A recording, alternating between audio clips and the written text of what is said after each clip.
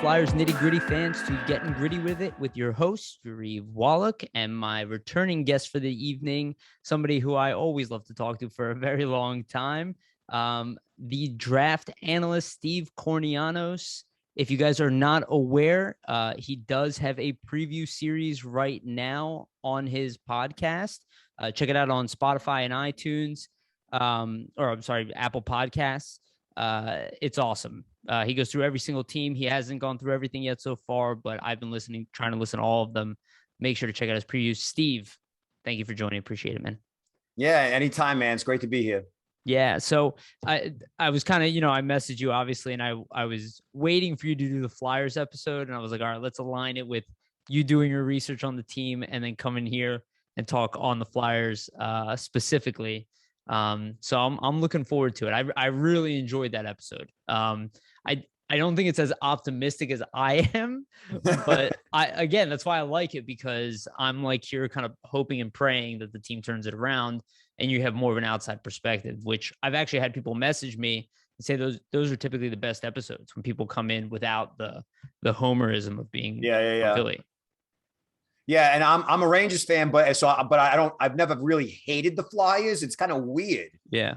I've hated the Islanders, hated the Devils, hated the Penguins, despise the Penguins, despise the Capitals. But for whatever reason, maybe during the Legion of Doom era, I wasn't too happy and thrilled with what the Flyers were doing to my team. But it's just one of those teams. When I grew up and started watching hockey, the Flyers were always in the Stanley Cup. So you kind of like, oh, this is what a good team looks like. And so I've never really had an issue with them like the other franchises from the division. But there's definitely pluses and minuses, and we'll go over it. It's not all doom and gloom, but last season was pretty rough. So the expectations are going to be high, and they made a lot of moves. I don't think they got rid of some notable guys, right? The franchise types. Yep. So guys that, when I mean like face of the franchise, guys that we've always said, oh, well, sure, I'm not going to trade this guy, and lo and behold, a couple of years down the road, you end up trading him. Yep. So it'll be interesting. There's a lot of variables, but on paper, it looks great. It really does look great on paper. I'll say that. Yeah, but as we've seen that, I thought they looked good on paper last year too. I do want to say though, to your point, I have the same thing with the Rangers, is that I've always despised the Penguins. The Devils broke my heart repeatedly, especially because I watched the Lindros era. And Scott Stevens is like my evil villain, essentially. Yeah.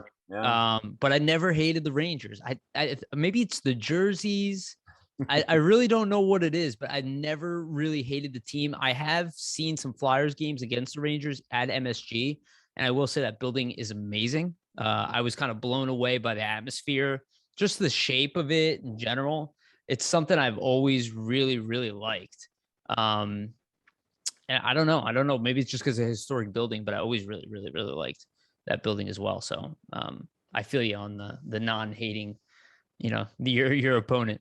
I mean, some fans will say, "What are you nuts? Flyers, Rangers? They hate each other." I mean, all the nasty things that the fans would say in the stands, the fighting, the beating each other up, the alcohol, it's bad. But I'm just one of those things where I guess you and I are, I guess, in the minority. I always saw New York as a bigger Philly in a lot of ways. So maybe that's why also it's like a big angry city, it's like I empathize with a lot of traffic and shitty parking. Yeah, exactly. All right. Real quick before we get into it, let me give a shout out to our sponsor, Jim Steaks on South. Make sure to check them out. They are Flyers fans. They sponsor us because we're Flyers coverage. So make sure to check them out. Make sure to get their cheesesteaks, especially now as the hockey season rolls into it. All right. Let's get down to it. I do want to start off, and I mentioned this to you before we aired. For those who listen to the preview, and again, I highly recommend listening to the preview as well that he has. You had a comment about Paul Holmgren. I want to start with Paul Holmgren because you pointed something out, which is definitely true. Is that, as Paul Holmgren has been recognized now by, I guess he was inducted into not the Flyers, the USA Hockey Hall of Fame, which I think is well deserved. That he receives a lot of backlash because people see him as somebody who kind of destroyed the franchise. Personally, I don't see that. I think he was a very aggressive general manager and probably got too aggressive at the end. Having said that, I've seen several other general managers, and he's the one who took us to the cup. And he got us pretty close to a Stanley Cup. As far as I'm concerned, you're not destroying a franchise if you can get your team to that point. Yeah, it kind of fell off the rails, but he also had some fantastic moves as a general manager as well, and is responsible, I believe, for drafting Claude Giroux. He's responsible for bringing in a lot of great players. He's the first one who took a risk on Jagr when Jagr was coming back into the league. Again, I think he's an aggressive, not risk-averse GM, so he's not scared to make moves, which I think a lot of people like. He was always in on every big free agent. He never hesitated to trade. And I would actually say his biggest mistake, most people would say, is signing Andrew McDonald. I don't think so. No. I think his biggest mistake actually was when he had that team and he knew Ray Emery was out, that he didn't go out and get another goaltender of a higher caliber. And I think that's really what held the Flyers back that year from winning a Stanley Cup. That's the only thing I could really point at Holmgren that like drove me nuts. But how do you see Paul Holmgren? It always comes down to goaltending, because he had rosters that were really good, whether the Flyers had a deep run or not. If the Flyers had a deep run because they were like a Cinderella story, or they had a deep run because they were one of the better teams in the conference. They had deep runs under him, and you can't sustain that every season. It's very difficult to do that.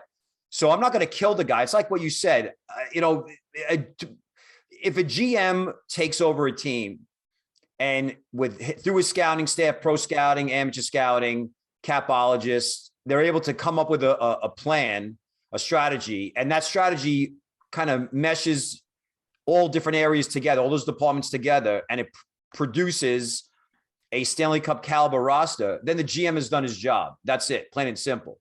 The Flyers, we talked about it, how they've only had one real like bad, embarrassing, crazy year in the last, 25, 30, 40 years. It's been crazy that the Flyers, even when they were missing the playoffs in the pre-Lindros 80s, late 80s, early 90s, where actually it was just the 90s because then they went to the conference finals in 89. But I guess what I'm trying to say is that the team has always been competitive, whether they're competitive as a playoff team or as a division winner or a Stanley Cup contender.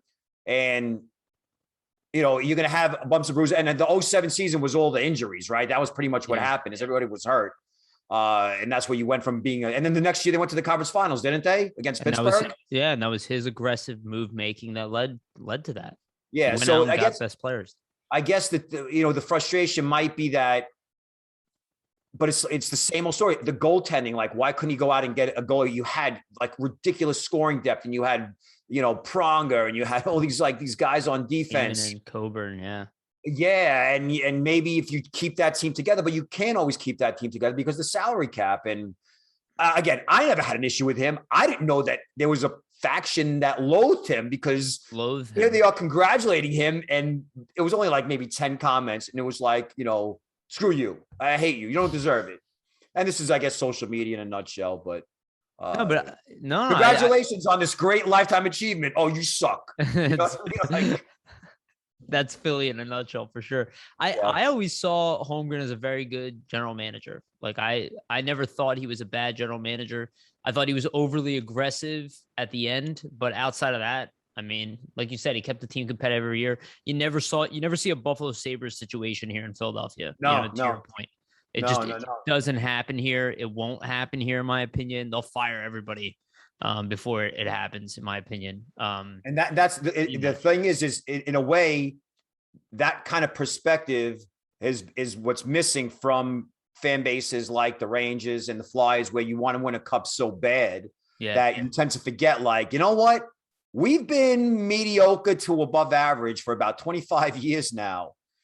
We've never been the laughing stock. I don't know what it's like for my team to be the laughing stock of the league. Like, I've seen so many teams go through that where they're like, 15-60 or, whatever it is, 20-50, where like Detroit 2 years ago, 275 points percentage in a brand new arena, with a storied franchise. That's pathetic. Yeah. The Sabres this past season. So luckily, we've never seen our teams go that, but at the same time, it's like, you win some, you lose some, because by always being involved in the playoff picture one way or another, whether you're a contender on the bubble, then you're like, oh, we just can't get it done in the playoffs. This sucks. Fire everybody. Bring in a new coach. Bring in new players. Yeah. Whereas other teams would be like, dude, I would kill to just be 500. You know what I mean? No, absolutely. I talk about that all the time because people say that Philadelphia is jinxed. It's like so prominent here in Philly. And I'm like, I don't know what you guys are talking about. I was like, I've been through several championships here. I was like, most cities don't even win championships, let alone sniff the championship as much as Philly teams do. Like, yeah, we fall short a lot, but we're always competitive, just like Boston, New York, LA. These are cities. Listen, Philly had their run in the late 70s, early 80s. That was their glory. In my opinion, the mid 70s, all the way up until the mid 80s, kind of. You had the Phillies consistently winning the division and winning the pennant, winning the World Series. You had the Flyers in the Stanley Cup in 74 and 75. 75, 76. Yep. You had the Flyers in the Cup final again in 1980, lost in a freaking overtime goal. Then the Flyers went back to the Cup in 85 and 87. The Eagles, with they were better more towards in the late 80s, early 90s with Cunningham. But and then, of course, the Sixers with Moses Malone and Dr. J. I mean, come on. That was the golden period of the golden age for Philly sports.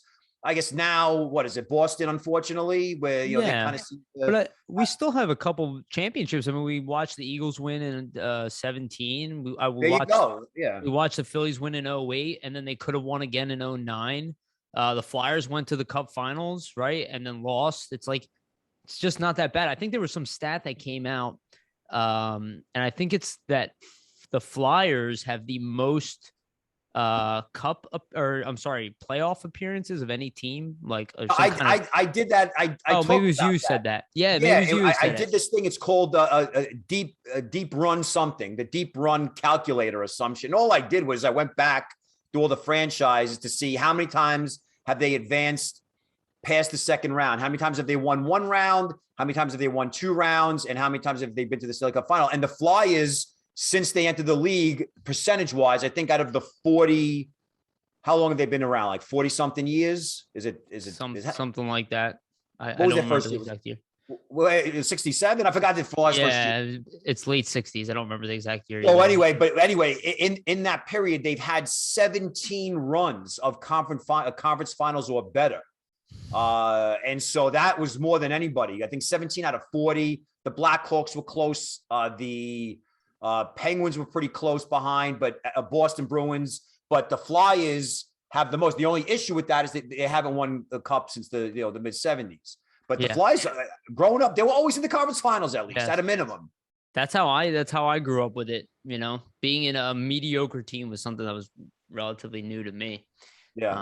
All right, so let's get into it. Actually, you know what? I want to talk about one more thing too, and I had a little note here. And this came up on a different podcast, and I mentioned this on my last podcast too.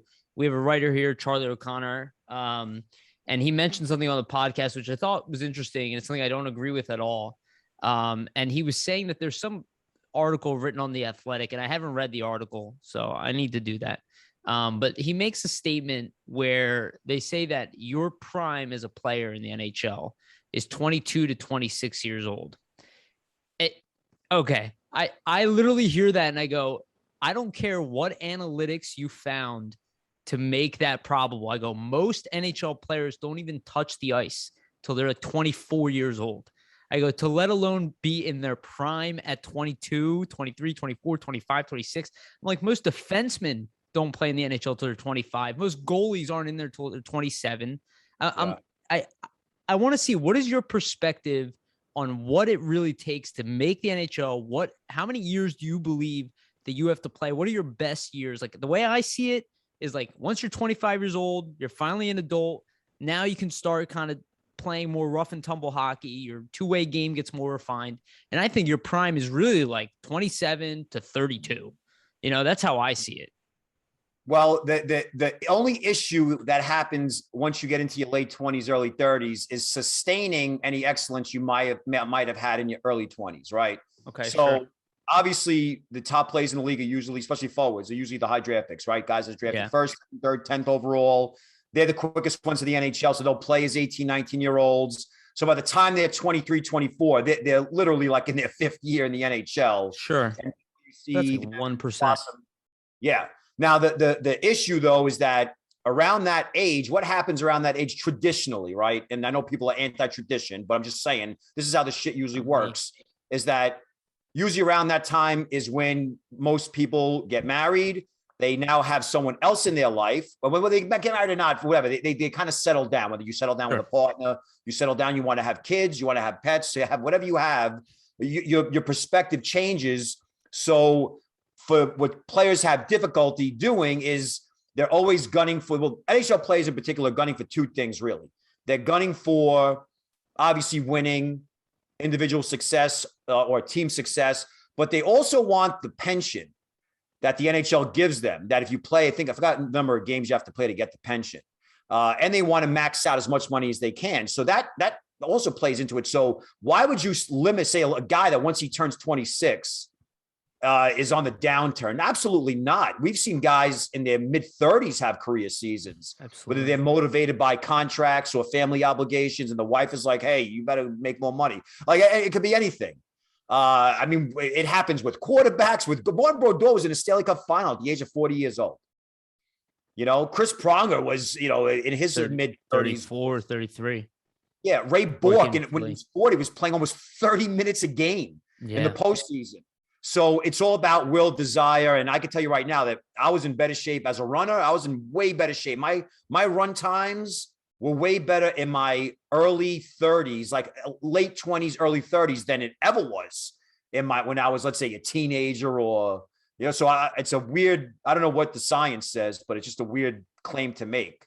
Yeah, no, it's one that I think what you said in the beginning, I totally agree with. I think what they probably did, and again, I didn't read the article, so I don't think these people are stupid or anything like that. I feel like everybody always thinks that I'm like bashing their intelligence, but I think probably what they did was evaluate players who are like the 1%ers. You know what I mean? Like, like Nathan McKinnon, his prime is at 24 years old, but it's like, but majority of players who play in the NHL are not that. Some guys only have 3-4 years in the NHL. They get in at 24, they play till they're 28 or something, and then that's it. And then they lose and I see that all the time. And then they go over to Europe or they go over to another league. It's like they don't stop playing, but it takes time usually to build your way into the NHL. Like you look at the depth chart of a team, right? Like how they draft. Most of those players will be in the system for like 5-6 years until finally they're ready to play in the NHL. Only the top guys are even tested early on. Some of the other guys, maybe they don't get it with the team that drafted them, but then the next team puts them in the NHL. And I feel like people will kind of miss that. Like what we're going to talk about, but like German Rubtsov is a guy that I can see everybody is already written off. Like this guy has no chance of playing in the NHL. I'm like, he's 22 years old. Again, I know maybe he's had some trouble, but to say this is the end of the road for a guy who's 22 years old, and maybe he's not, but like even the Nolan Patrick situation where people like, 3 years, he's a bust. I'm like, it's 3 years in the league. Yeah. I was like, how many players from his draft class have even played in the NHL at this point, let alone 3 seasons with injuries? I was like, it just doesn't happen. So it's like, when I see these stories about like, if you don't make it by 22, you're done. I'm like, I just don't see that really reflected in the truth. I don't know. Maybe it's just me. No, listen, the numbers usually say that if you start trending downward at some point, if you've always been consistently producing and then you start trending downward, that the chances are that you're done. That the team is like the team doctors, the team coaches. These guys have seen millions of kids play. The GMs, they've been in hockey for like 40, 50 years. So they know when like, okay, they have private meetings. They say, hey, where you at mentally? Like, are you into this? It's like, I'm kind of done with hockey, man. I'm just here to get a paycheck. Like these are the types of conversations that they have. The other thing is to consider is that there's a difference between prime and peak. Peak is like Stanley Cup, carrying performances, right? Top 10 scoring seasons, Hart Trophy nominations, Norris Vezina nominations. That's like a peak, right? Like for the Ovechkin and Crosby, why are they generational? They've had multiple peaks, right? They had the peak in the 2010s and 2000, late 2000s, and then they peaked again in the mid 2010s. So so peak and prime are different. for the regular player. Peak is like, this was the best point of your career, but you could still be in your prime physically, mentally, skill-wise in your look at Igor Larionov, man. That guy, obviously his prime was different, but that guy was, the Russian five, he was the head. You know what I mean? Of that unit. Yeah, Fedorov was there, but Larionov is the scientist, the professor, whatever they call him. And he runs the KHL now, doesn't he? Yeah. He's running the junior program, the U20 program. So I don't agree with that. I don't. But again, I didn't read the article either. So maybe they said that, hey, this is not what we're saying. But yeah. I don't want to bash it too much. It's just I've said this to you before. Like, I hate this is a young man's game. I'm so tired of hearing of it. I'm like, it just drives me nuts. Like, I get young players sell the game and everything, but it's just not how I see things. Like, and again, we're going to get into the Flyers roster now, but it's a very welcome addition to see veterans on this team. I just want to say that. Yeah. So let's get into it. Let's talk about the offense. So I don't know if you've seen any of the recent stuff with the lineup, so I'm going to spit it out to you. The Flyers did have a game last night as we're recording this where they played the Islanders. They lost in overtime. 3-2 and very, very quick overtime. But so far the lines are as they are right now, with Kevin Hayes being out, Wade Allison being out. Now Tanner Laczynski apparently might miss the season as well. Yeah, I saw that. Yeah, it's awful. But right now we have Giroux, Couturier, and Travis Konechny. Second line, JVR, Frost, Farabee. Third line, Lindblom, Brassard, Atkinson. Fourth line, Nate Thompson, Scott Lawton in the middle, and then Nicholas Aube-Kubel on the right. Let's start with the top line there. How do you see that top line constructed? It's obviously coming back.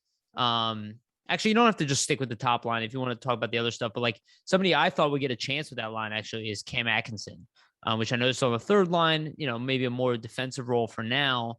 But I could totally see him being elevated to top line role. But what do you think about those lines as they're constructed? Well, listen, Giroux, Couturier, and Konechny. Well, I'm sorry, Couturier is you can make an argument that he's the best forward on the team. Yeah, absolutely. And so Giroux used to have that title, and now obviously he's getting older. He's more of a limited player, but he was okay last year. If you like prorated out, I think he was going to be on pace for like 65 points or something like that, which isn't bad. I'll tell you, Steve, as somebody who watches all the games intimately, I would say he was the best player on the team last year. Giroux? Yeah. I don't think. Sorry, go ahead. Yeah. So, and then Konechny, we've talked about his struggles, right? Last year, I think was an outlier, right? Where he had a pretty decent start, and then he had that slump, right? Where he was like just not scoring, and he became a big issue. But in a way, you kind of forgive him because he works so hard, and he's a young kid, and he kind of like typifies, the grittiness, the heart and soul of Philly, and I kind of like, and I've always been a pro Konechny guy. So with him not scoring and taking a little dip in his production, that could be considered maybe a casualty of the COVID layoff, the toughness of the division. He didn't have a chance to really stat pad against more teams. I mean, there's so many other factors involved, but that's a legitimate top line. And, the Flyers, when they were, I was a little mad at them last year because I was calling them I remember how, I don't know if you heard my podcast last offseason. I was like, Flyers got to be forced to be reckoned with. Flyers are no joke. What a team they had. They came a game away from making the conference finals. And I think they're going to be a serious player in the Eastern Conference. And, we all know what happened. So I was a little mad at them because they made me look stupid. But I think that they really have two first lines. I mean, that second option of whether it's JVR playing left wing, and then Hayes when he's healthy, then Farabee or Cam Atkinson. That's a number one line. I mean, Kevin Hayes could be a number one center. He played like it during that 1920 season. Yep. And Atkinson has a 40-goal season under his belt. And JVR, listen, he won the top scores on the team last year. He still keeps on. Wasn't there a point last year where JVR was one of the top scorers in the league, or was that somebody else? No. To start the season last year, he was the Flyers' best forward. He was on fire. He had, I would say, maybe his best season as a Flyer, as the whole team was playing terribly. JVR actually came out he was one of the few bright spots. It was him and Farabee pretty much all year. Yeah. Never dipped. They were very consistent, the two of them. So to sum it all up, I really like those top two lines. I really do. I think that obviously I think Hayes comes back in November. Yeah, he's probably going to miss a month of the season. Okay, all right. And he's a big body. You know, with him, it's always about the hands and the vision and the kind of shifty for a big guy. Really good playmaker. So you don't really. He'll have to get his timing back, but you don't forget your vision. You know what I mean? Like you could still make great passes. In fact, it actually improves with age. Well, what do you think about the option of putting somebody like Morgan Frost in, who's he missed essentially all of last year because of injury, not because he wasn't NHL capable. They already had him playing a little bit. It's been a little bit since he's played, but what do you think about a guy like Frost and his ability to jump into a top 6 role at such a young age with, because it's a center position. It's not a winger spot where you have less responsibility. What do you think about, how do you think he can perform there kind of in Hayes' stead? Well, I mean, he's kind of like a similar player. He doesn't have the same frame, but he's Morgan a playmaker. Frost, he's a playmaker, pure playmaker, great vision. When he was on Sault Ste. Marie, it was like a highlight reel play after highlight reel play. And so I think that this is his time. I mean, listen, he was first round pick in 2017. So we're now 4 years post draft. Yeah, he's done what he can in Lehigh Valley, right? There's really not much for him, not much left for him to do there. He's been successful at the international level, right? I mean, this is his time, and unfortunately, it's sad that not sad, but it's unfortunate that for Flyers fans that it's going to take a Kevin Hayes injury to give him a shot, and there's always the chance that once Hayes comes back, you don't bench Kevin Hayes for Morgan Frost, no matter. No. Frost would have to be, averaging 2 points a game for that to happen. So it's really either one or two things are going to happen. He's going to fill in. He's going to do a great job. And then he'll accept the fact that for confidence wise, like, hey, I could do it. I could perform at a high level in this league. So it's just a matter of time before, Couturier or Hayes move on. And he's going to be in his mid-20s and a top 6 center. Or he's like, I'm blocked. I want to get the hell out of here. Like, let me go and play someplace else where I could, develop. Because you can't make a lot of money if you're always shuffling between the AHL and the NHL. You got to, if you think you're a high-end offensive type of a player, but I think that the Flyers, they've been correct in his, developing him. They haven't rushed him. And like I said, it's his time. Take advantage of it. Yeah. And right now we have Derek Brassard, a player you're definitely familiar with. Sure. He's playing center right now on the third line. So it was just a preseason game, but last night that combination of Lindblom, Brassard, and Atkinson actually looked pretty strong. They looked good in practice as well, and I think Brassard won like 90% of his faceoffs as well. So he's a pretty good faceoff guy, and I know he actually did well in Arizona on the faceoff dot as well. What do you see from Brassard? Do you see him? Because I don't think they were planning on using him as a center. I think it more happened because Hayes is out. I think they were considering using Frost there as a third line center, but obviously with injuries, or maybe even Scott Lawton. But now they have Derek Brassard there, who seems to be doing an admirable job. But what do you see at Brassard at his age? Obviously a guy that was traded for was traded for Zibanejad at one point, right? And Zibanejad's still kind of upper echelon guy. But what do you see from Brassard as a center at this point in his career? I mean, he's a support. He's been on like 5 or 6 different teams in the last 4 years. Like he's been really moved around a lot. But that says something. Why are teams always trading for this guy? Why did the Penguins trade for him? Why did Ottawa trade for him when Ottawa was still good? Why did the Rangers? Well, the Rangers were really the first team, he was drafted by Columbus as a high pick. Right. And he had a couple of decent seasons, but it never really worked out. And he goes to the Rangers, and he is a fan like icon, big game brass, scoring big goals in the playoffs, top line center, or really like the second line center if you want. So he was actually playing with Matt Zuccarello. He was a really good playmaker. Now, obviously, I think teams are like, well, that's the Brassard that we want. I want that guy on my team. He's a clutch player in the playoffs. I want him on my team. He's good on faceoffs and a good setup guy, power play specialist. I want him on my team.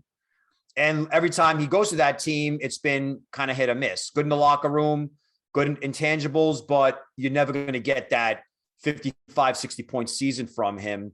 So, but he's a good insurance policy, So again, the Flyers, their goal is to win the Stanley Cup. I don't think the Flyers are like, let's just make the playoffs. I think they really feel that this team that they have right now with the new additions and hopefully stability and goal, that they'll be back to 2019-20 form, specifically postseason form, right, where they were peaking. And I could see Brassard being a guy that's where he's going to make his money, in the postseason, in clutch games, in the stretch run. So let's say the Flyers have a big game late in the season against the Caps, and you're both battling for that third spot in the division or last wild card. That's the kind of game that Derek Brassard rises to the occasion. If he's not scoring a big goal, he'll win a key faceoff. And but again, he's like mid-30s now, been on a lot of teams, so it's expectation management. Just a fireman to put out fires, but not massive, huge blazes, just little tiny fires. Yeah, but to your point, right, playing in that bottom six, that's really what you want. You want a guy who can play in your bottom six, can score, can win faceoffs, can be versatile enough to move around the lineup, play right wing, left wing, center, whatever it is you really need him to play. The Flyers actually have a few guys like that. Lindblom looked very good last night. He's finally getting back in the form. But one guy I know you talked about him in your preview as well is Scott Laughton. And this is a guy who I think he's like a fine wine. This is another guy that fans gave up on last expansion draft. People thought that the Flyers would expose him. I was one of the only people who said the Flyers would actually protect him. I'm like, why would you let him go? I was like, you're developing him. He's a guy that they sent back to the AHL. Again, this is the stuff I talk about where people give up on players, where it's like, he's probably not going to make it in the timeline that you have in your head. So just, let him work through the process. And Scott Laughton's becoming a hell of a two-way player at this point. Yeah. He's gritty. He blocks shots. He has an offensive upside. But right now he has a fourth line center. He'd probably be maybe the best fourth line center in the league, or one of them for sure. Yeah, sure. How do you see Scott Laughton playing out? What do you see as value to an NHL team? I mean, the fourth line is more critical now than it's been in quite some time. It was a big thing in the 90s. It actually started, in my opinion, in the 90s, where you would have a dedicated, the Canadians did it as well. I guess they were the first ones, Bruins, late 70s, early 80s. But the fourth line now is back, right? It used to be that you got goons on the fourth line, but now mostly because of what the Islanders and the Tampa Bay as well, how you need to have physical guys on the fourth line, but skill as well. But the key thing that I always take away from the Islanders, and I think this is what the Flyers are trying to do, and other teams as well, is that it got to the point with the Islanders where the opposing coach was avoiding their fourth line, that he was trying to get his top line away from the Islanders' fourth line, Martin Cizikas and Clutterbuck. That's what you want. That's exactly what you want as a coach, as a GM, as an owner of a team, as a fan. You want your fourth line. The Devils used to have the crash line. Remember Bobby Holik and of course, Randy McKay, and they were the big reason why they beat Lindros in '95. Was Bobby because Holik, fantastic show with that guy. Actually, sorry to interrupt you, but I see like the fourth line today is like what the third line of the past used to be, right? Your third line used to be your shutdown line. Your fourth line used to be just bangers. I see that fourth line is kind of exactly what you're saying. Yeah, and they got Thompson in, and Thompson's a center. He's a faceoff specialist, but because of Laughton, they got to push him over the wing. And so now, you have to think that the Flyers, and listen, of course, you got Couturier, one of the top two-way players in the game. Atkinson is a good two-way player. Farabee's a good two-way player. And when I say two-way, I mean like they just the effort and the hustle in all three zones. They could kill penalties if necessary. So, but if you have a dedicated fourth line, I don't know who they'll have on the wing there. I think you said Orby Kubel is on the right side right now. On the right side, maybe if they want a more physical element, and that's why I put Ratcliffe up there. I figure his time is soon too. I know he had some injury issues, but Ratcliffe could give you, because he's got the size and the physicality, a nice little touch as well. Maybe that would be an option that the Flyers could employ.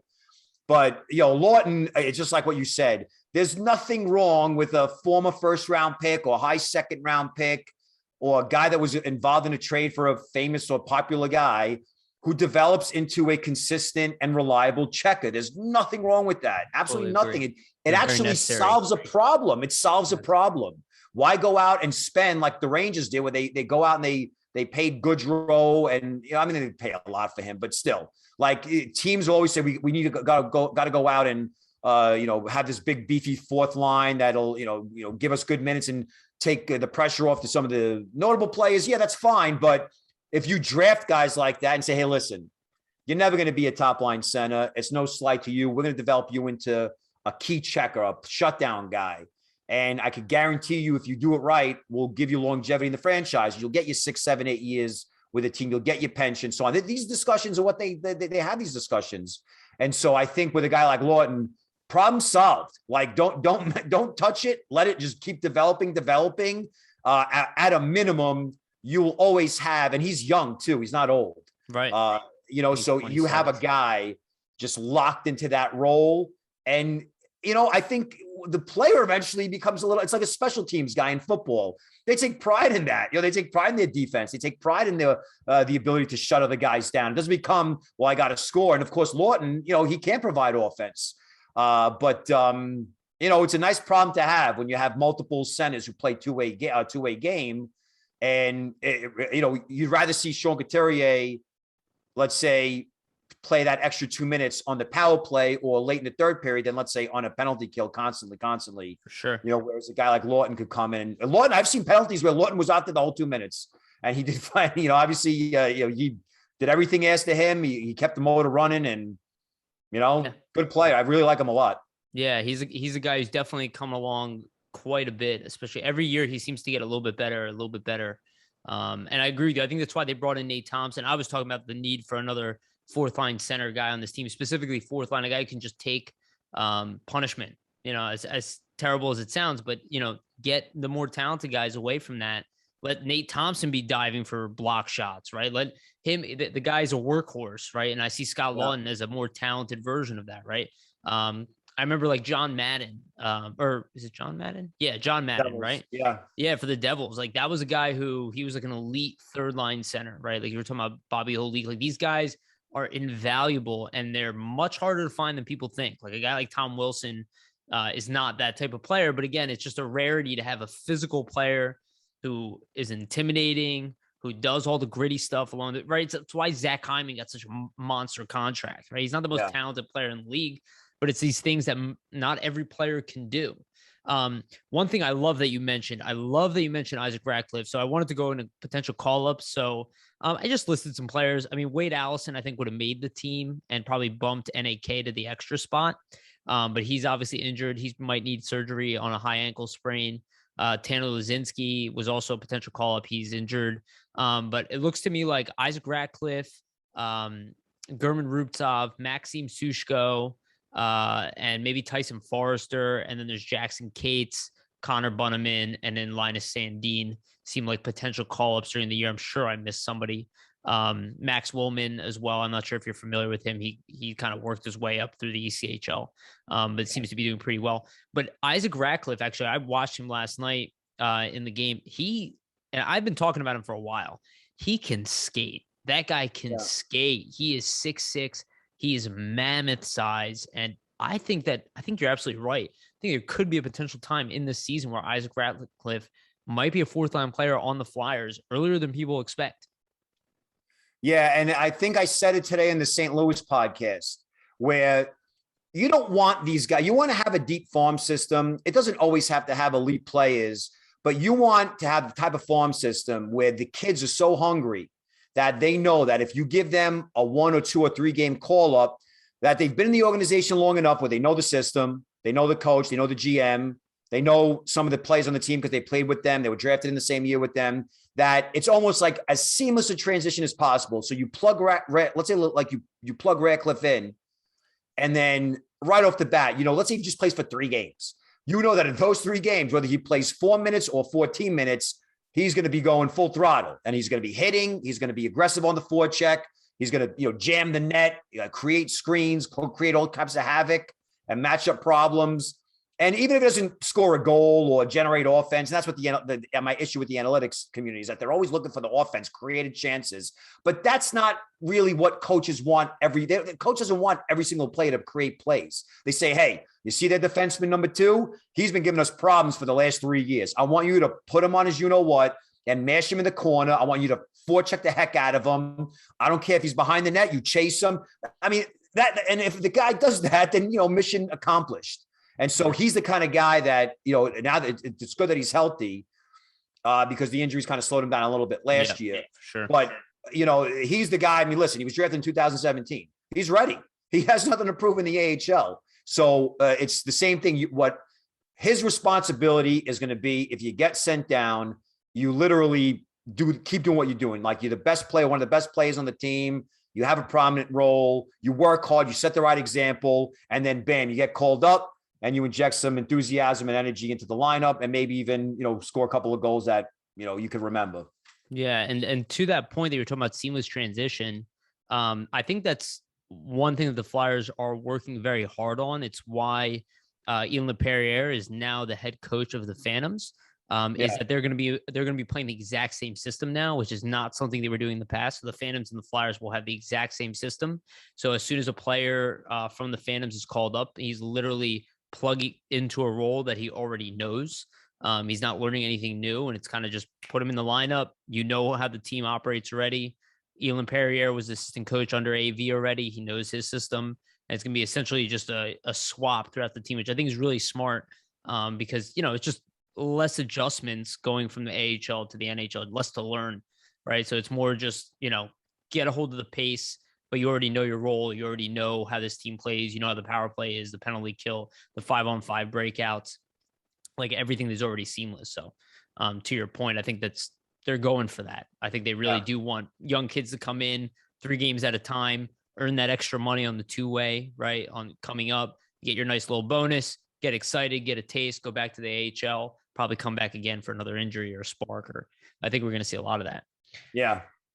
So let's get into the D. So the D pairings as they stand right now, and they could change as the season rolls on. We obviously have lost Samuel Morin to surgery as well. I do believe he will come back this year. He will be a vital portion of the physical game on the back end for sure. But Ivan Provorov and Ryan Ellis will be top pairing. Travis Sanheim and Rasmus Ristolainen, second pairing. Keith Yandel and Justin Braun as the third pairing. Personally, I think this is the best defense the Flyers have had in several years. And just seeing Ryan Ellis play with Ivan Provorov last night, I mean, it was such a natural transition for the two of them. Ellis was everywhere. I think he had like 6 blocks and several shots on net. I think he had like 5 shots on net or something like that. He was all over the ice, and him and Provorov already have chemistry. So I'm personally very excited about that pairing. But how do you see that D? How do you see that matching up? And, what do you see about like the newcomers, Ellis, Risto, and Yandel? Well, they're all puck movers. Even Ristolainen, as big as he is, he's still pretty effective at moving the puck, mostly with his first pass, not really as much with the skating, but you don't really need him to do that. The one thing that I really like about everyone on the Flyers defense is that they're all good puck controllers, right? Controlling the puck under pressure, right? They don't fill it around with it. They don't have stone hands.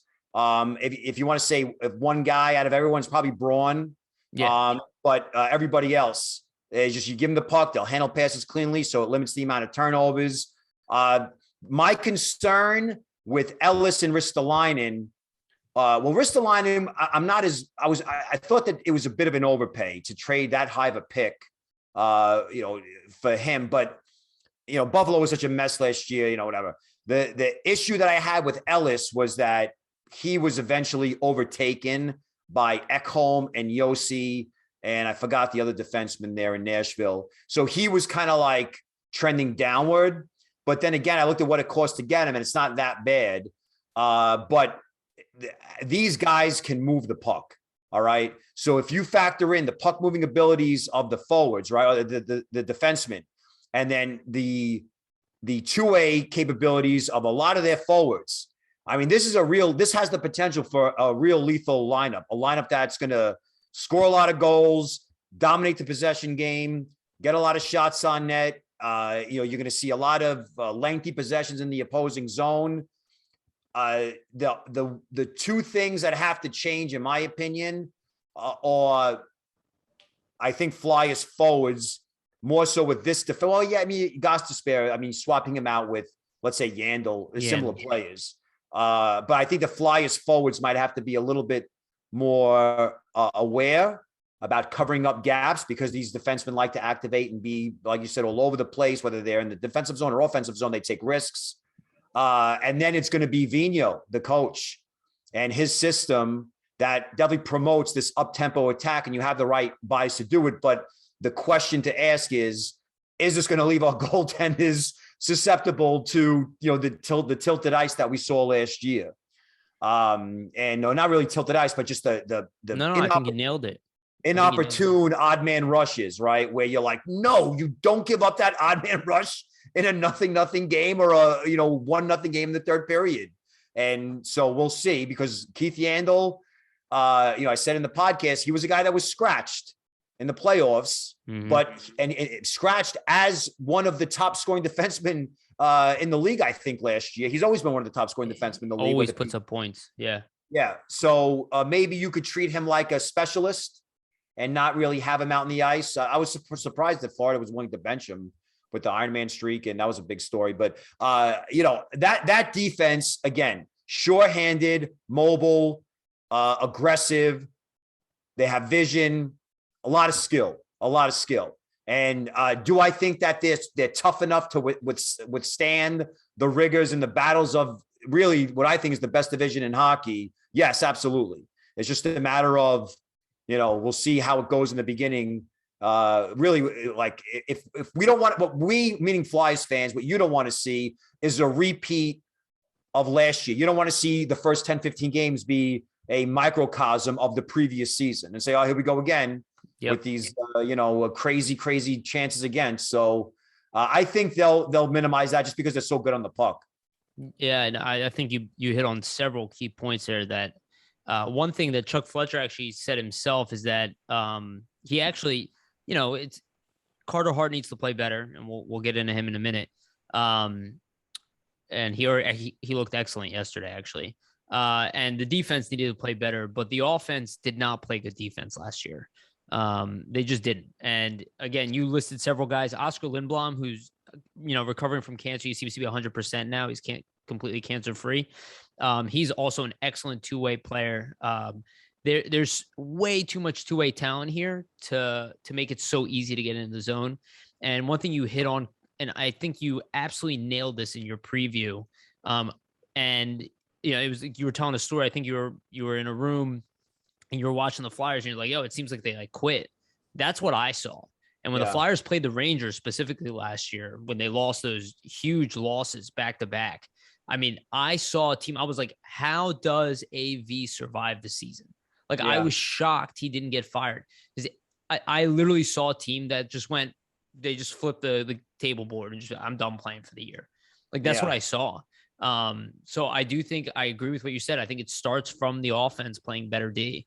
And then removing that trickle down effect, because it has to be a team defense. I never see it as just the D itself. It always has to be a 5-man unit playing D. Here's the problem, though. This is one of the problems that the Flyers are going to run into. And this is where, and I'm not saying that it's not a team first, attitude, that it could be a tight room. It could not be a tight room. I don't know. I'm not in there. Knowing some of the plays and their personalities off the ice, it seems like they'd be a pretty loose group. But here's the thing. The forwards, how do they get paid? They get paid by producing points. How do the defensemen get paid? Well, you have specialists, but a lot of defensemen, specifically the ones the Flyers have, they get paid by producing points. So there's only so much puck to go around. I always use that term.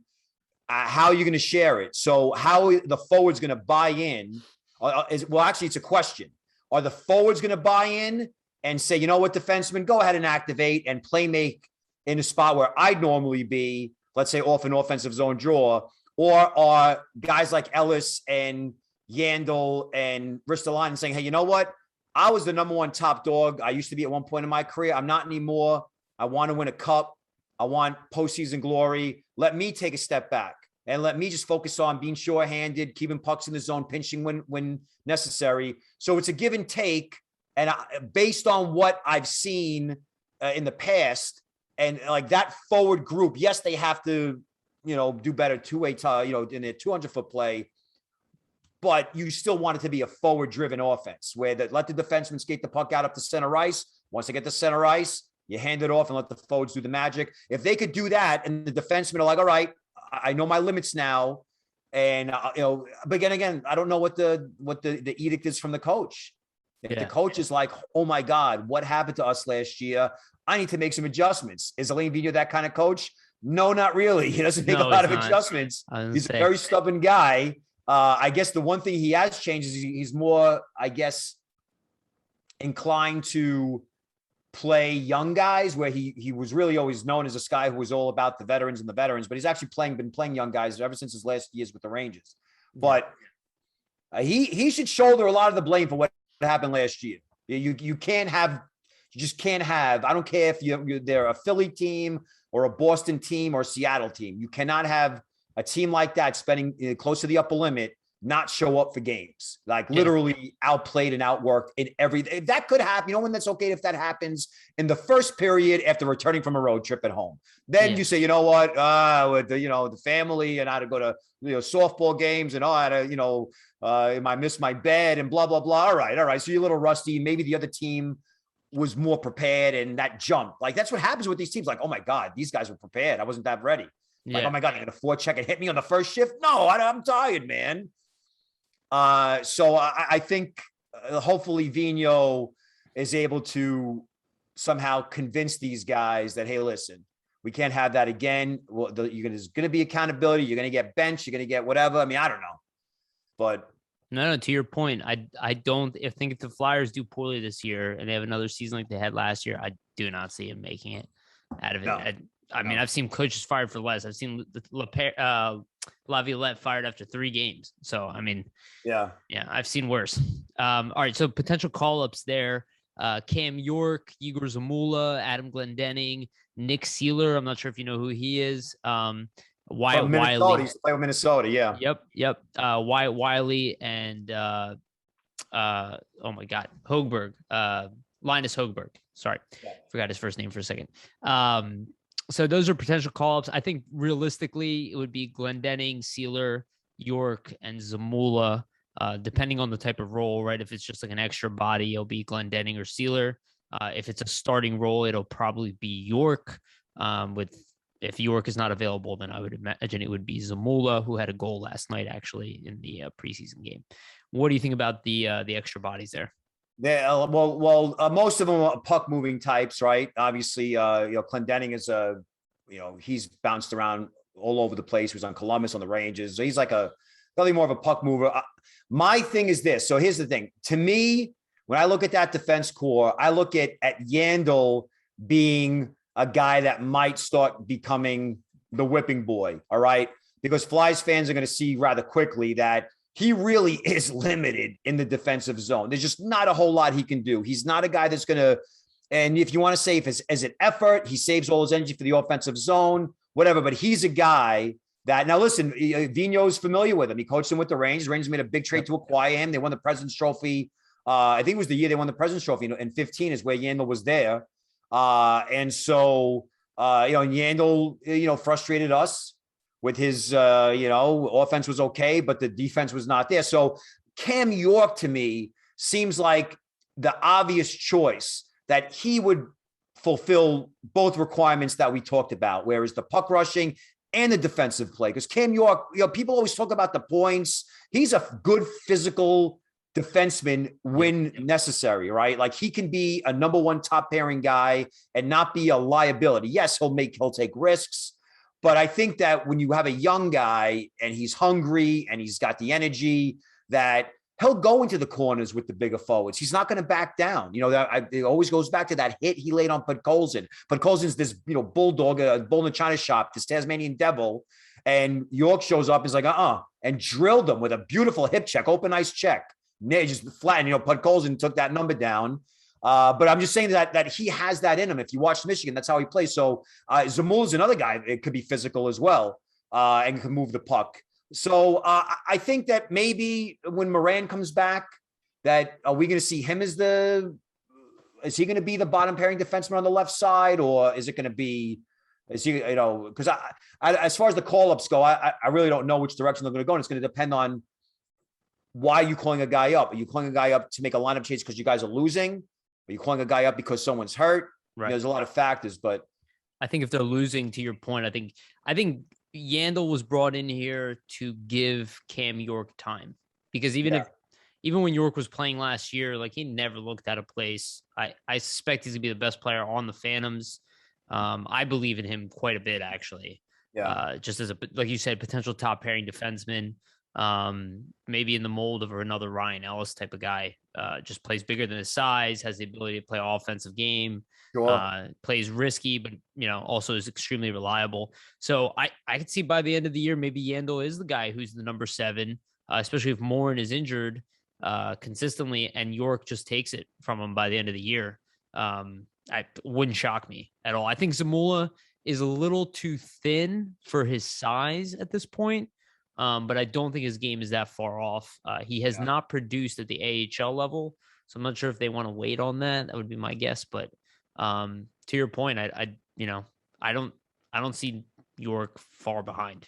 Like, he's pretty. Listen, when you're a number 1 defenseman on like I keep saying, the greatest junior program in North American hockey history, then you must be doing something right. And it's just been benchmark after benchmark with Cam York now. It's just a matter of time. I think just like Joel Farabee, I don't think people really recognize, one, how good that squad really was, like to your point, that legendary program. But I think that they kind of underestimate these kids consistently.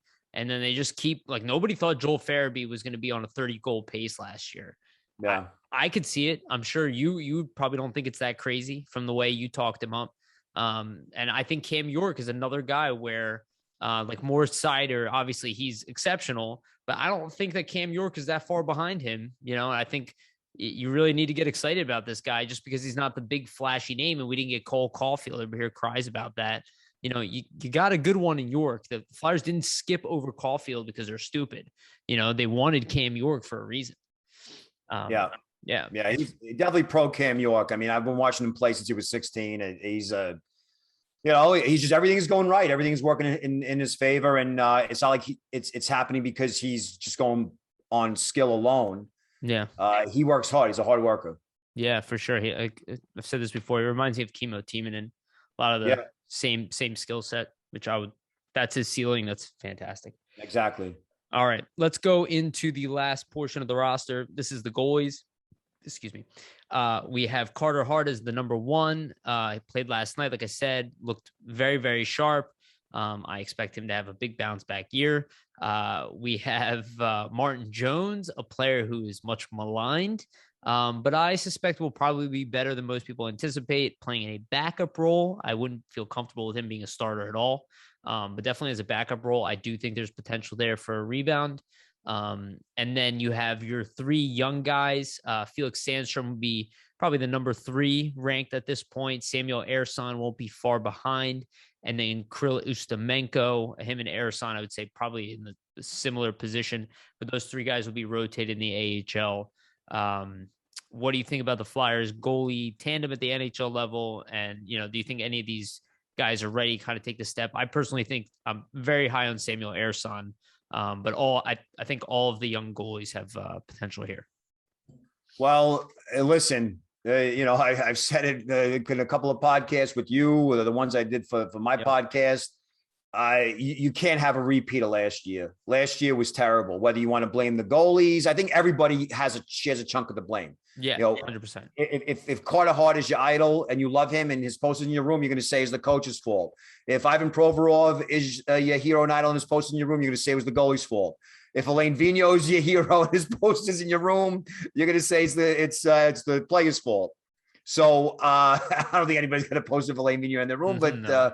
But anyway, the point is that it was a historically bad season for the team from top to bottom in terms of goals allowed, right? The quality of the shots versus the actual goals being scored, it was terrible. And they were always trailing early. The key thing, my number 1 thing for whether it be Jones or Hart, whoever could take, the most important thing in my opinion is Hart has to establish early on into the season. And we know the schedule's going to be tough, but he has to establish his dominance and his, Marcus territory early into the season and say, no, I'm back. I'm changed. I've improved. I know what I did wrong last year. This is my net. And Martin Jones, thank you for coming. Help me out. You're a veteran, but this is my net, and it's going to be my net for the next 10 to 12 years. No more, wishy-washy stuff. No more inconsistencies. Now, there's no guarantee. It says that a goalie like as young as Hart has to have a great year this year, but it would definitely work in the Flyers' favor if they get at least one of the guys just establish that I'm the number one. I'm the number one. Everything goes through me. I'm going to stop. Guaranteed I'm going to stop 92% of the shots that I face, not 88% or 89%, whatever it was last year. And obviously part of that is what we talked about already, the defense, the versatility, the checking of the forwards, less activating, more making smarter reads, right? Well, don't activate if you know that the end result is going to be a breakaway, go 2-0 against. Things like that. So, Jones, he is an interesting cat. His reputation is very strong. And San Jose, the Kings, they both viewed him as a potential superstar goalie. Obviously, the Kings said, no, we already got Quick and we don't need him. So they sent him packing. I think he was on Boston for like a week. And then he went to San Jose, and with them, he had that, really good playoff run, but also he's had moments where he just melts down. Last year, there was a period where the Sharks were playing good hockey and he was the reason why. And so Sharks fans like, oh my God, we might actually sneak into the playoffs. And he just lost it. Completely mental, physical, who knows? And the Wilsons in San Jose are pretty loyal. Doug and Doug Jr., specifically Doug, the GM. He's loyal. So for him to pay a high price to get him and then, basically get rid of him within the match. So humility, yeah, it'll play a role in that. Maybe you see Martin Jones, make some changes in his game. But it really, if the Flyers want to be a Stanley Cup contender like I think they can be, they need one of these guys to take the job over, be a number one. Who cares about hurt feelings? Be a number one. I said in one of the podcasts today, give them 3 out of every 4 starts has to be a solid start. 2, you're dominant and nothing gets past you. 1, all right, you're kind of going toe for toe with the other goalie. And then 1, you're allowed to have a hiccup and the offense will bail you out. But you can't have it the other way around, where you're given only 1 strong start every 4 starts. The other 3 are disasters. So, and I think the last thing that I mentioned too was the giving up the first goal. And the opposition seemed to always have the jump on the Flyers early. And that, when you're trailing 1-0 5 minutes in, it changes the whole complexity of the game. 100%. When the opposition comes into your building, right, and they're like, we just got the shit kicked out of us for 10 minutes, and we don't have a goal, and the ice is tilted, there's always a good chance that will become pervasive, and the whole team will feel that way, and they'll give up, and the Flyers end up walking away with a win or a really strong 60-minute effort. But if you are at home, especially if you're giving up that first goal 5 minutes into a game, and it changes everything. I mean, you are no longer dictating the terms. You have a push here or there, but with the Flyers, that was a big problem last year, giving up that first goal. Yeah, it was huge. And I totally agree. I think Carter Hart I don't know if I'm hoping Martin Jones has kind of a resurgence, but what I see from Hart is a franchise caliber goaltender. Whoa. I do think he deserved a good chunk of the blame last year. I don't think he played very well.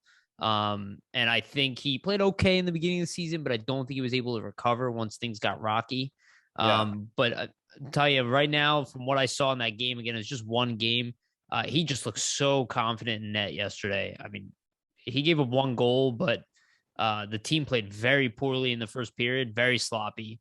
And he just stood up everything. He never was even close to out of position on anything.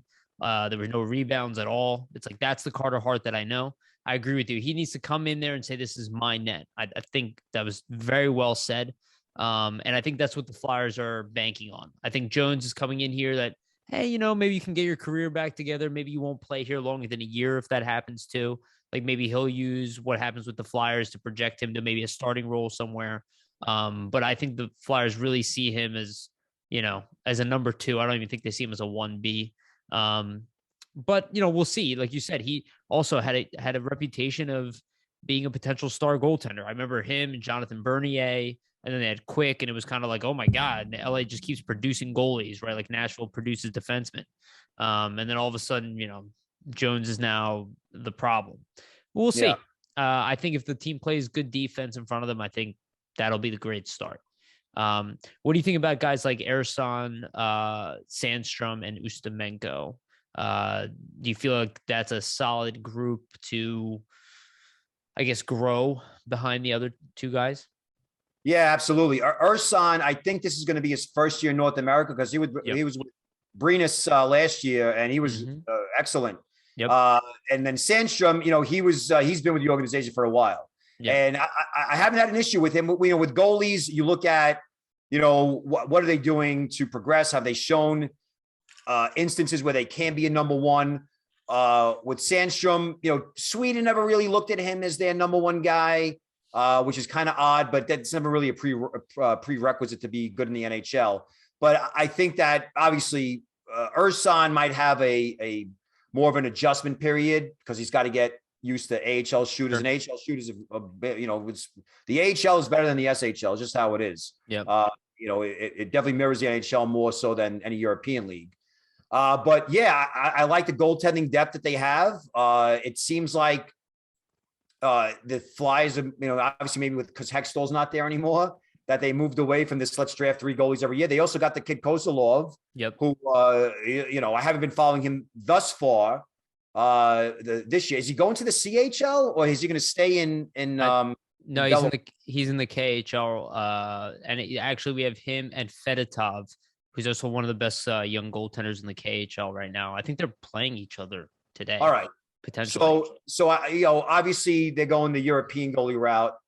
It seems in their organization, but again, it's going to be, I guess the most important thing is, can Sandstrom really solidify himself as the next best option, right? That Ersan comes along now. Is he going to play in the AHL? Because one of those guys I'm going to assume is going to be in the ECHL, right? Potentially, yeah. Maybe they'll start off Ersan. Ustimenko played very well in the ECHL, got called up, but then he got injured for an entire year. Yeah. So I like it. It's definitely not an organizational problem in terms of the actual personnel. The goaltending has been an issue for the Flyers as a franchise for years, but I think that, it's not like they need to go out now. I had them draft. Remember, I had them drafting the goalie there, Kosa. They might have taken him. They traded the 1st round pick, but you could have been right.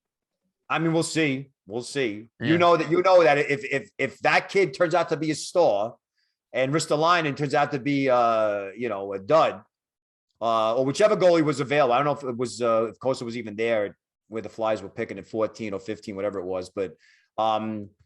It was a gamble but again, when you have a guy like Carter Hart, where, he had a rocky sophomore year, you could afford to take those risks and say, all right, we're not going to draft the 1st round goalie. But if he has any issues this year, if goaltending is a problem again with the Flyers this year, I think that Fletcher's like, all right. I mean, you'll see Vigneault go, and then maybe he'll take a page out of the Islanders and say, you know what, the Islanders had issues. They brought in Lamoriello. They brought in Barry Trotz. I think Barry Trotz brought Mitch Korn with him from Washington, the goaltending, coach extraordinaire. And the Islanders are now one of the best teams in the league. And maybe the Flyers might want to go that route with their next round of, let's say, coaches that they bring in if, it struggles and they got to get rid of Vigneault. But, with the kid I'm looking at really the most is going to be Ersan, only because I felt that what he did in the SHL last year was really impressive. I think, he faced a lot of shots as he wasn't playing on like some strong powerhouse team. Right. So maybe he has the highest ceiling, but the Kozalov kid is really good. It's just, we'll probably have to wait a couple of years until he gets to North America. Yeah, no, I think you're absolutely right. And then Fedotov, his numbers were phenomenal last year, and he's 6'7". So I do think the Flyers do have some options there. But we'll see what happens. So let's get into the last section here of the podcast. I want to talk a little bit about the Metro. Who do you think are the most improved teams in the Metro, and how do you see that that division stacking up? Like, who do you see? I mean, you don't have to go through all of them, but I guess you're 1 through 8. All right, so I think that the Islanders are the class of the other division, and that even though Carolina, and it's going to be between them and Carolina, because as good as Pittsburgh has been in Washington. Remember, this Pittsburgh-Washington run started really with Crosby and Ovechkin like 15 something years ago, and they haven't. Washington had that one minor bump in the road. I think it was like 2012. Pittsburgh had that 1 year, right, where I think it might have been 2015 or 16, where everyone's like, oh my God, Crosby's done, and they get rid of him. And, the Penguins are, and then they ended up winning the cup the next 2 years. So, it was 2015, not 16, because 16 they won the cup. I think that the Islanders, when you come that close in back-to-back years to getting to the cup, and literally the Islanders were the only team that gave Tampa a tough time. Florida did a little bit, but the Islanders made Tampa Bay worry. Tampa Bay was like, wow. And it was wonderful hockey. I love it. And I'm not an Islander fan. I'm a Ranger fan, so I don't like them. Yeah. But I appreciate what they're doing. Now, their window's closing. But I think based on they brought in Parise, they got Chara. They're all loaded. They are like, we want to cross every T and dot every I at every position. Farm system ain't all that great. They got a couple of, obviously, Wilder Wallstrom might be given a longer look. Noah Dobson, the guys that got in the 2018 draft.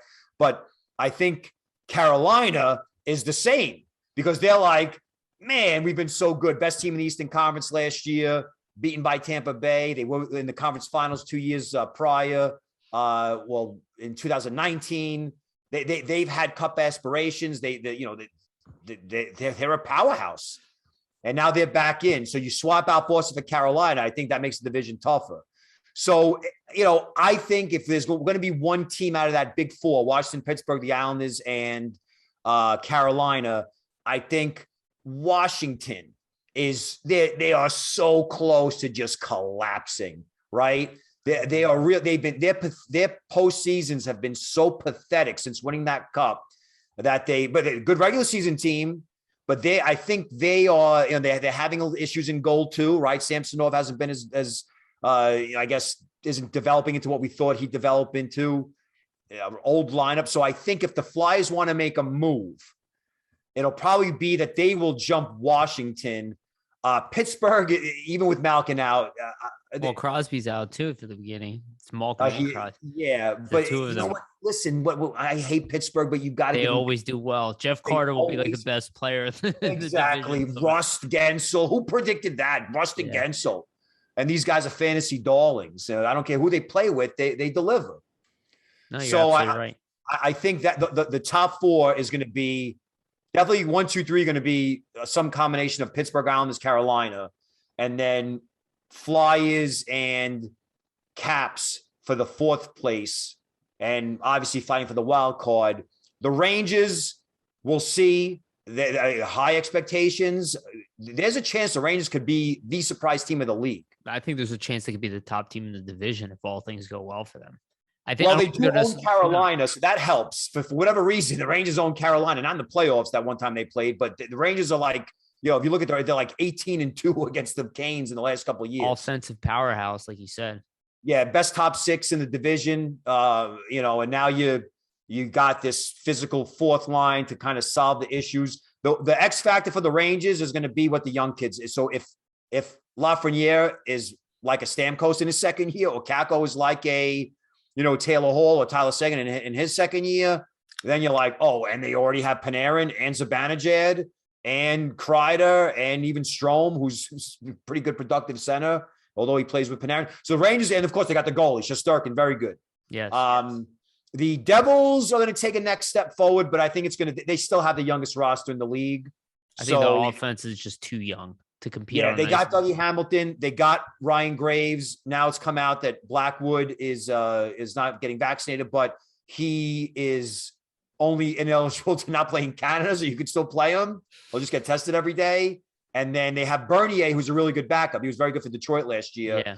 So I think the Devils' idea now is from the net out. But school. how is that going to translate to wins when you're facing with all these firepower offenses and you can't really match up with it just yet? Because they will. Jack Hughes and Holtz and Hischier, these guys are good, but it's a matter of time. And then, Columbus, if you listen to my Columbus podcast, for the first 2 months, I'm like, Columbus, you got an easy matchup. But I'm like, you know what?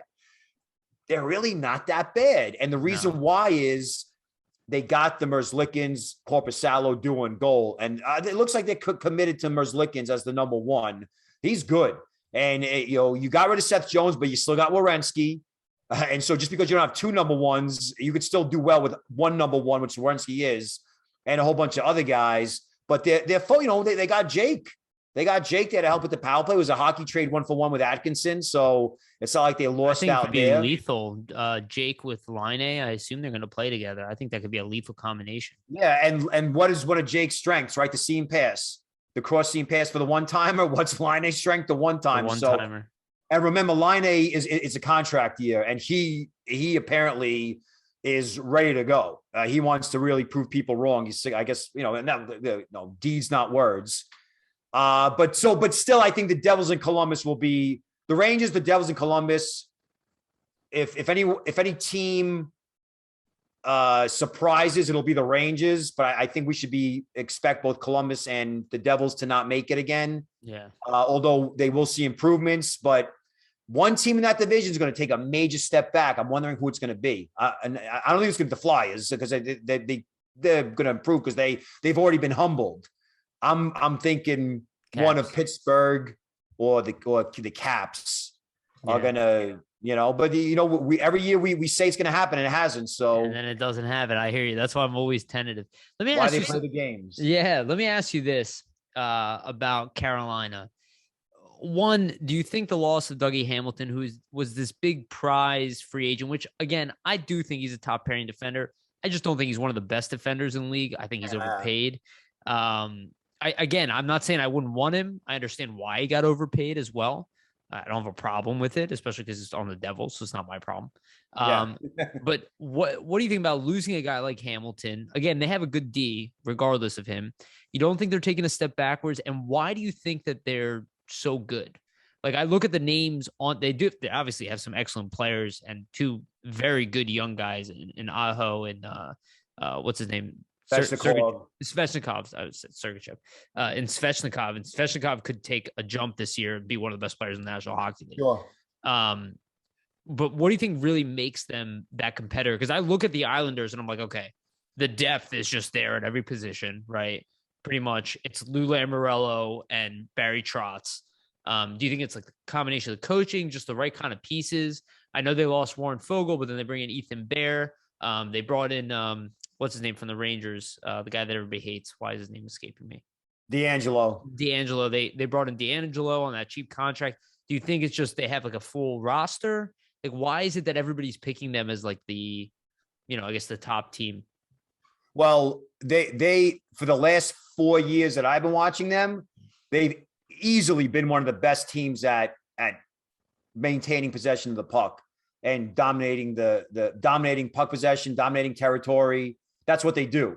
Whether they had, whether it was Brendan Moore's coach or before him, I forgot who they had before him. Was it Peters? The guy they got five. I forgot who was the coach, but I forgot too. I think it might have been Bill Peters. But either way, like when you play the under Ron Francis, I think they changed their identity. Even though they weren't that successful playoff wise under Ron Francis, the identity became hard to play against, tough on the puck, pressure all the time, and that's what they do.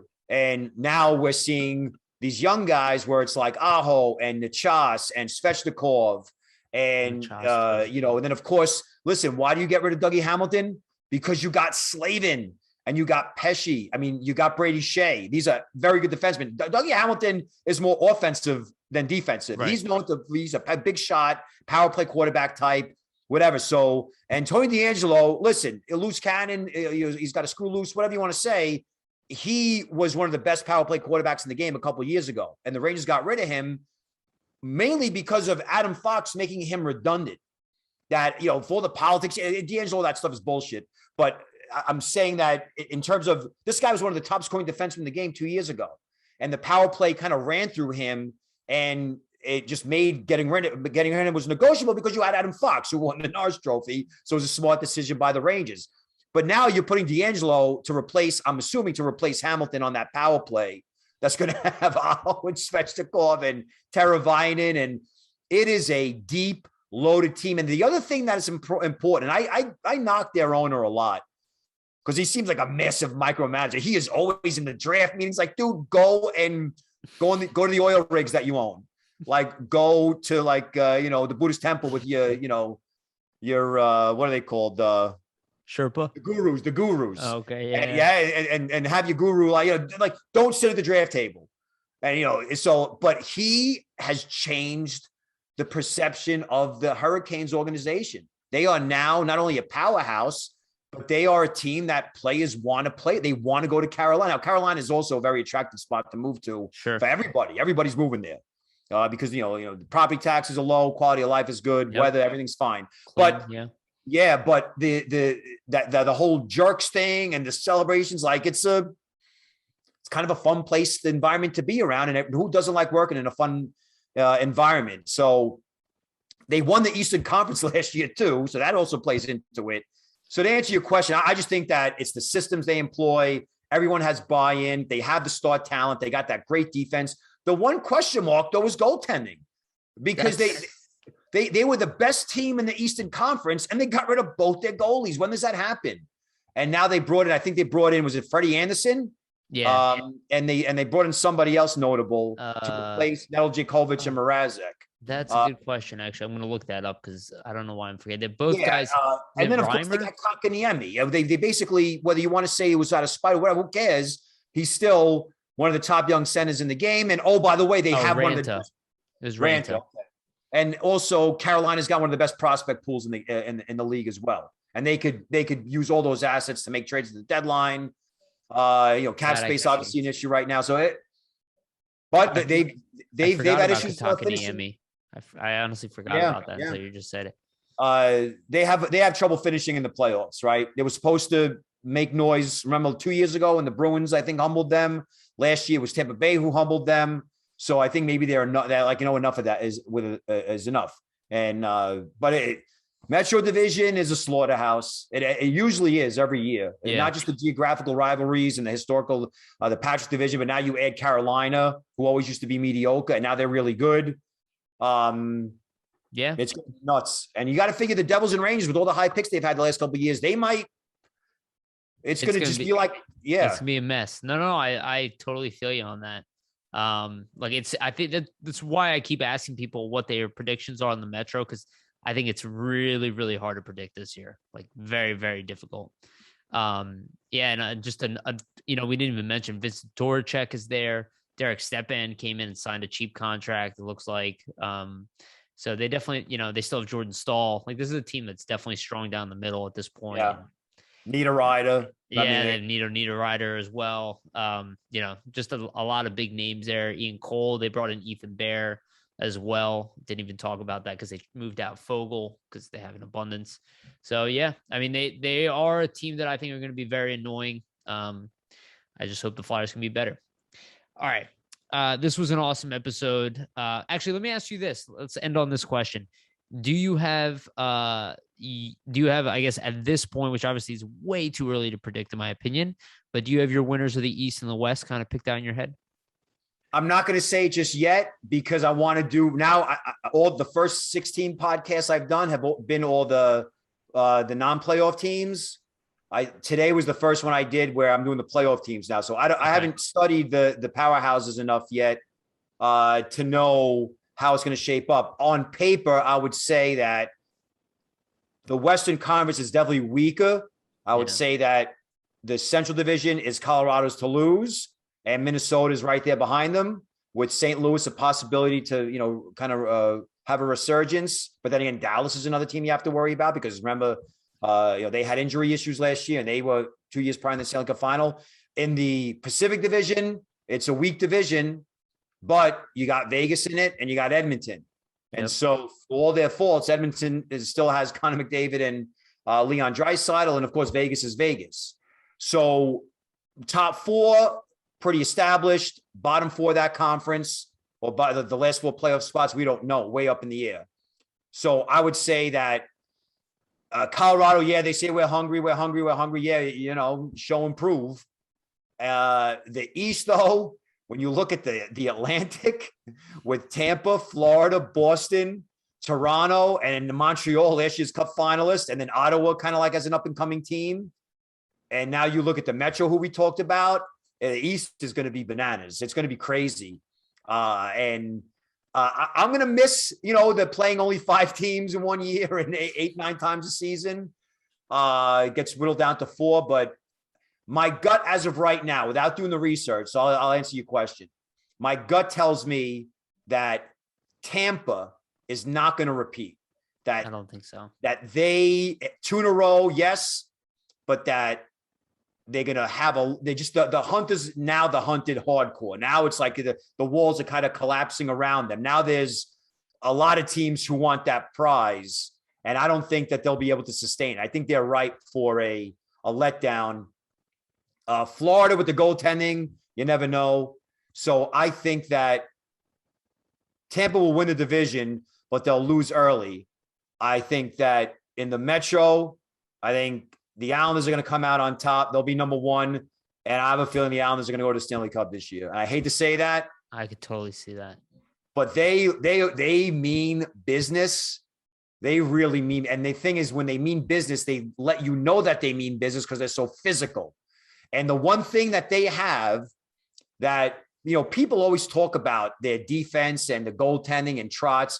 Dude, Ryan Pulock is probably the best defensive defenseman in the entire game of hockey.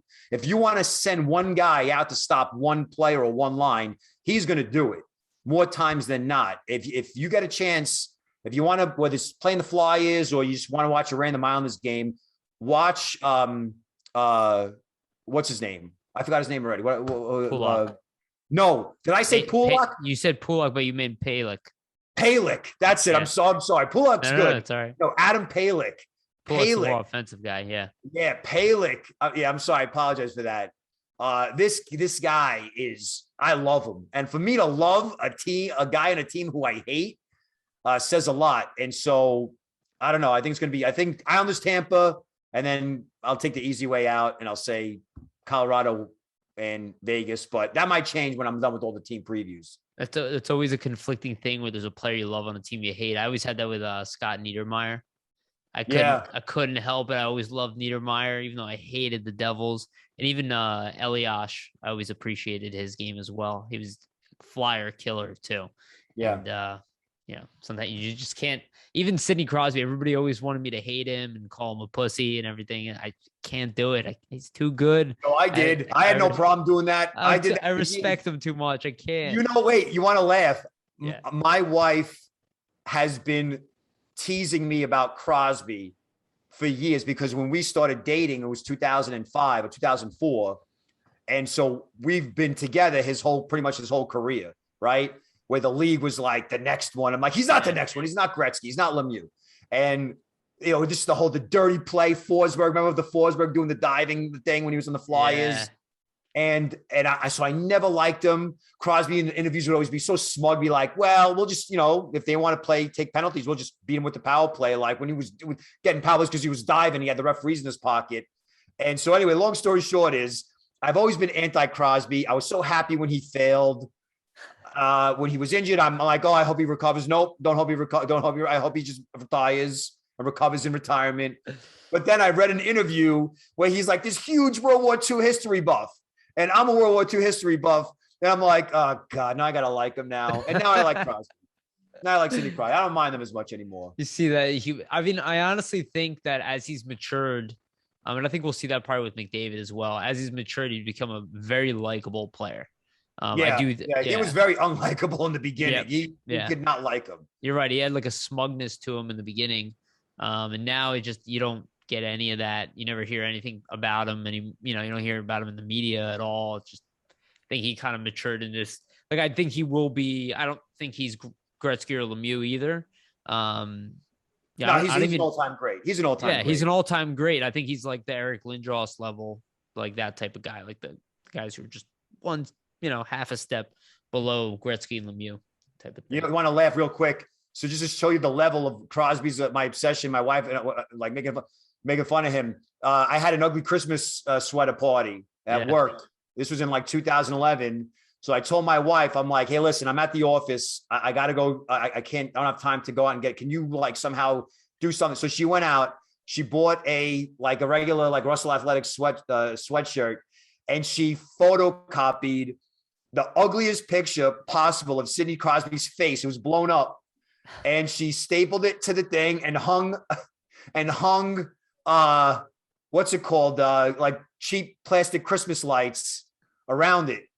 And she's like, here it is. I'm like, is she high? She really wants me to be seen in public. But then I'm like, you know what? It's an ugly Christmas sweater party, so I got to go. It's an ugly sweater. When I walked in there, everybody, this is like, I was in an army party, so they're not a lot of hockey fans.